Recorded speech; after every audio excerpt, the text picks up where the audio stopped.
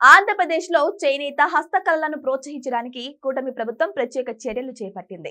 తెలుగు రాష్ట్రాలకే ప్రత్యేకమైన హస్తకళా నైపుణ్యం కలంకారీ.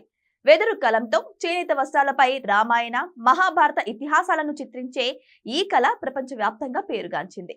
ఏపీలో మచిలీపట్నం, శ్రీకాళహస్తి ప్రాంతాల్లో కలంకారీ కళాఖండాలు ఎక్కువగా తయారు చేస్తారు. వీటిలో మచిలీపట్నం స్టైల్లో చెక్క అచ్చుతో చిత్రాల అవుట్లైన్ ప్రింట్ చేసి వెదురు కలంతో రంగులు వేస్తారు. శ్రీకాళహస్తి ప్రాంతంలో తయారు చేసే చిత్రాలను పూర్తిగా చేత్తోనే తయారు చేస్తారు. వెదురుతో తయారు చేసిన పెన్నుతో చిత్రాలు గీయడంతో పాటు రంగులు వేస్తారు. కలంకారీ చిత్రాల కోసం వెదురు కలం, బొగ్గు, పటికలతో పాటు సహజ రంగులను మాత్రమే వాడతారు. కలంకారీ కళాకారులను ప్రోత్సహించడానికి శ్రీకాళహస్తి సమీపంలో హస్తకళల గ్రామాన్ని నిర్మిస్తుంది ఏపీ ప్రభుత్వం.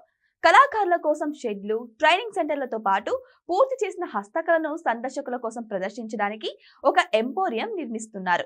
ఇక క్రాఫ్ట్ విలేజ్ లో స్థానిక కళాకారులకు ప్రాధాన్యతను ఇస్తారు. పర్యాటకులను ఆకర్షించడంతో పాటు వృత్తి నైపుణ్యంలో శిక్షణ ఇవ్వడం, హస్తకళల ఉత్పత్తులకు మార్కెటింగ్ సౌకర్యాలు కల్పించడానికి క్రాఫ్ట్ విలేజ్ ఉపయోగపడుతుంది. మన దేశంలో ఎన్నో ప్రాచీన కళలు అంతరించిపోతున్నాయి.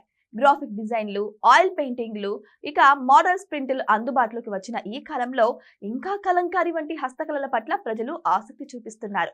తరతరాలుగా ఇదే వృత్తిగా జీవిస్తున్న వారికి ఉపాధి అవకాశాలు పెంచడంతో పాటు మన సాంప్రదాయ ప్రాచీన కళల్ని భావితరాలకు అందించడానికి శ్రీకాళహస్తిలోని క్రాఫ్ట్ విలేజ్ నిర్మిస్తుంది రాష్ట్ర ప్రభుత్వం.